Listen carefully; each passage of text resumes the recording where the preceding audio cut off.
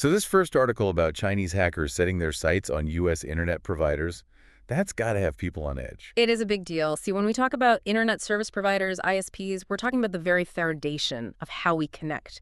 They control the infrastructure, the pipelines for everything from checking email to streaming the latest shows. Basically, our entire digital lives. Precisely. So when hackers target ISPs, what they're really after is the potential to access huge amounts of data, maybe even disrupt internet access for a lot of people. Now, this article mentions Salt Typhoon.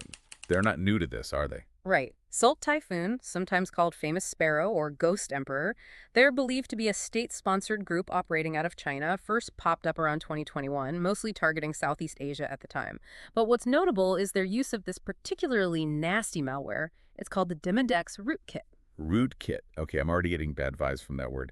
What exactly does it do? Imagine a rootkit like a hidden key, a secret entrance to your system that's almost impossible to detect. It embeds deep, sometimes even within the operating system itself, and that gives the attacker a backdoor. They can access, control, all sorts of things. So with Salt Typhoon, they were basically ghosts in the machine. Essentially, stealing data, spying, and their victims often had no idea it was even happening. For a long time, they flew completely under the radar. And now they're allegedly targeting U.S. internet providers.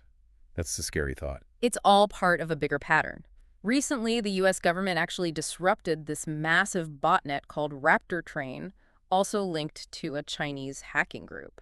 Think of a botnet like a network of infected computers, hundreds of thousands of them, all under the control of a single attacker.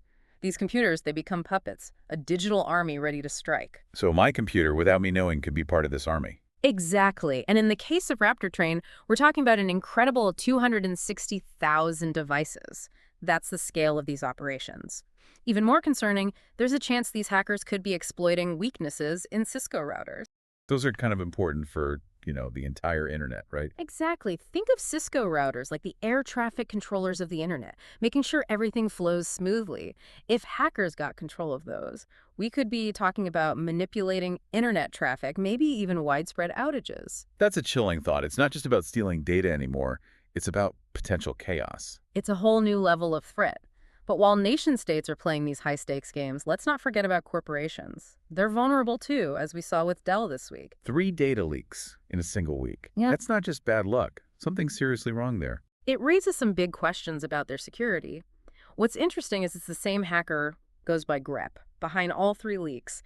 And they're not dumping everything at once. They're releasing the data in stages, like a slow drip of bad news. Talk about a PR nightmare. This grep character is certainly enjoying their moment. What kind of information was leaked? It's a mix of stuff. Internal documents, details about projects, and, this is the concerning part, employee MFA data. Wait, MFA, like two-factor authentication. That's supposed to be extra security. Exactly. It's meant to make it way harder for someone to access accounts.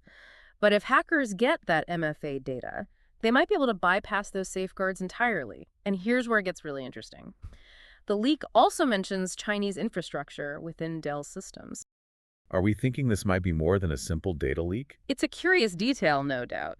Look, it's important not to jump to conclusions, but the presence of this Chinese infrastructure within Dell's systems does raise some eyebrows. Yeah. Could point to something deeper, even potential links to state-sponsored actors. So, a potential cyber mystery on our hands. But let's switch gears for a minute. From these high-level attacks to something that might hit a little closer to home for our listeners. Our smartphones. In this story about a fake Wallet Connect app on Google Play stealing cryptocurrency. This one's especially concerning because it's the first reported case of a mobile crypto drainer we've seen on Google Play. Cybercriminals are getting more sophisticated, finding ways to exploit even platforms people trust. Okay, I'm going to need a little help here for those of us who aren't crypto experts. What exactly is Wallet Connect, and how does a crypto drainer even work? So, think of Wallet Connect like a bridge. It lets your crypto wallet talk to these decentralized applications right from your phone, like a handshake between your wallet and the world of DeFi. Okay, got it. Now, a crypto drainer, that's the bad guy here. It's malware, sneaky software designed to steal cryptocurrency.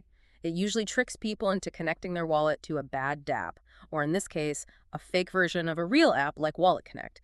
And once that connection is made, boom, the drainer can drain your crypto without you even noticing until it's too late. That's scary. And this fake app, it was actually on the Google Play Store for months. Almost 5 months, yeah. And it got over 10,000 downloads. But Google Play, I mean, that's supposed to be a safe place to get apps, right? You'd think so, wouldn't you? But these attackers, they were clever. They used social engineering, technical tricks, even created fake reviews to make the app look legit. Makes you think twice about hitting that install button. For sure. So besides, chucking our smartphones into the nearest lake, what can people do to protect themselves? Well, short of going completely off the grid, there are some things you can do. First off, be picky about the apps you download, especially when it comes to your money, your finances. Don't just install the first app you see. Okay, let's move on from the digital world to something a little more, well, tangible. Our cars. Seems like even our vehicles aren't safe from hackers anymore. It's true. As cars become more connected, packed with software and sensors, they become vulnerable to the same threats as our computers and phones. This Kia vulnerability is a perfect example. It sounds like something out of a movie. Hackers taking control of cars with just a license plate. It sounds crazy, but yeah, it was a real threat. And it's not just about remotely unlocking doors, though that's unsettling enough. We're talking about tracking a car's location, starting and stopping the engine, even activating the horn and lights. So they could essentially carjack you remotely. Think about it, you're driving down the road, and suddenly your car just stops because someone decided to cut the engine remotely? Not a good situation. Terrifying. How is this even possible? How can a license plate be the key to hacking a car? So it wasn't quite as simple as just having the license plate itself. Researchers found weaknesses in Kia's systems, the infrastructure used by dealerships. By creating fake accounts and manipulating certain requests, they could trick the system into giving them access. And not just to car controls, they even got their hands on personal info, like owners' names, phone numbers, even email addresses. So a combo of technical flaws and good old-fashioned trickery. You got it. This affected all Kias, right? Thankfully, no. Kia caught wind of it and released a patch back in August. As far as we know, no one actually exploited this vulnerability in the real world. That's a relief. But still, it makes you wonder, are car companies keeping up with cybersecurity? That's the big question, isn't it? This whole Kia situation, it's a wake-up call.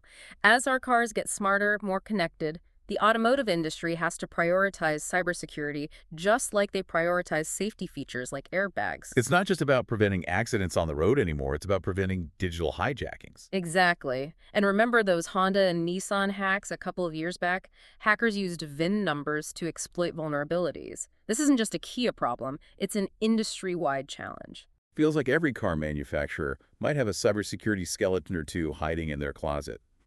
But hopefully, you're leaving here a little more informed, a little more aware. Remember, stay curious, stay vigilant, and above all, stay safe out there. Until next time.